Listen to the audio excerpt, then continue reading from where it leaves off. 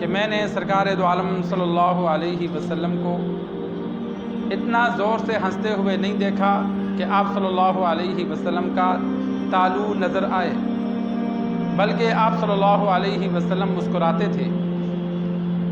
تو میں نے آپ صلی اللہ علیہ وسلم سے عرض کی، یا رسول اللہ صلی اللہ علیہ وسلم، کہ لوگ جب بادل کو دیکھتے ہیں تو اس امید سے کہ اس سے میں بارش ہوگی خوش ہوتے ہیں، لیکن جب آپ بادل کو دیکھتے ہیں تو آپ کے چہرے پر ناگواری کے آثار نظر آتے ہیں۔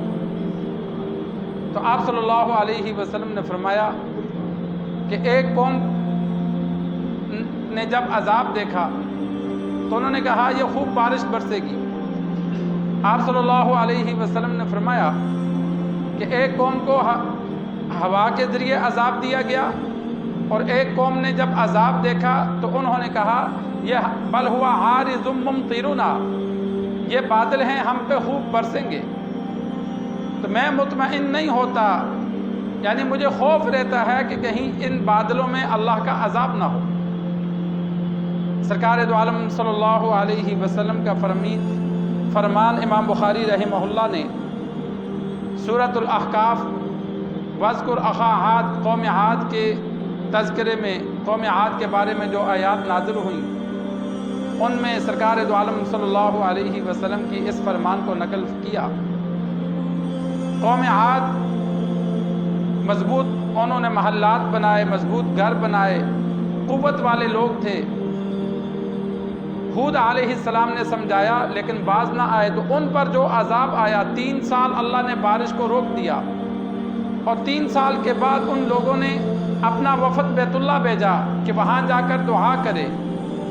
قیل وفد کا سربراہ تھا، اس نے آ کر بیت اللہ میں جب دعائیں کی، مختصر بات کرتا ہوں، اللہ تبارک و تعالیٰ نے 3 بادل دکھلائے، سفید، سرخ، کالا، سیاہ۔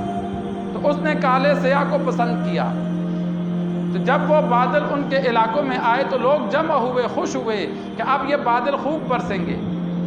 ہود علیہ السلام مسلمانوں کو لے کر کھیتوں میں چلے گئے کہ اللہ کا حکم تھا علاقہ چھوڑ دو کہ اللہ کا عذاب ہے۔ تو 7 دن اور 8 راتیں اللہ اس بادلوں نے ان پر آگ برسائی۔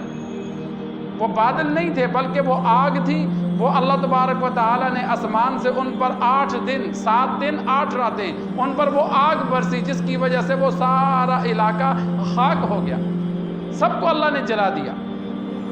تو سرکار دو عالم صلی اللہ علیہ وسلم کے بارے میں امی عائشہ رضی اللہ تعالی عنہ فرماتی ہیں کہ اکثر مسکراتے تھے، زیادہ اونچا ہنستے نہیں تھے، جس طرح ہم بہت زیادہ ہنستے ہیں اندر تک منہ نظر آتا ہے، فرمایا ایسا نہیں۔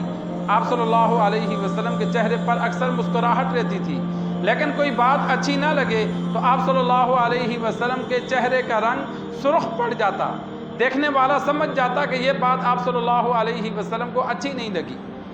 تو اسی کا امی عائشہ رضی اللہ تعالی عنہ نے ذکر کیا کہ یا رسول اللہ، لوگ بادل کو دیکھتے ہیں، آندھی کو دیکھتے ہیں، خوش ہوتے ہیں، لیکن آپ جب بادل اور آندھی آتی ہے تو آپ کے چہرے پر ناگواری ہوتی ہے، آپ کو پریشانی ہوتی ہے۔ تو آپ صلی اللہ علیہ وسلم نے اس کی وجہ بیان کی کہ پریشانی اس لیے ہوتی ہے کہ کوئی امید نہیں، خطرہ ہوتا ہے کہ کہیں اس میں اللہ کا عذاب نہ ہو۔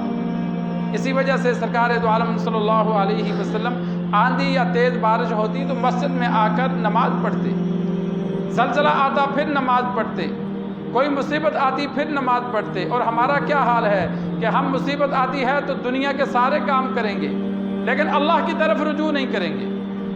مصیبتیں آتی ہیں، ہر ایک پر آتی ہیں، آندھی آئے گی، طوفان آئے گا، ہم مسلمانوں نے مسجد کی طرف نہیں آنا کہ بھائی تیز آندھی ہے کہیں نقصان نہ ہو، اللہ کا عذاب نہ ہو، ہم آ کر مسجد میں نفل پڑھ لیں۔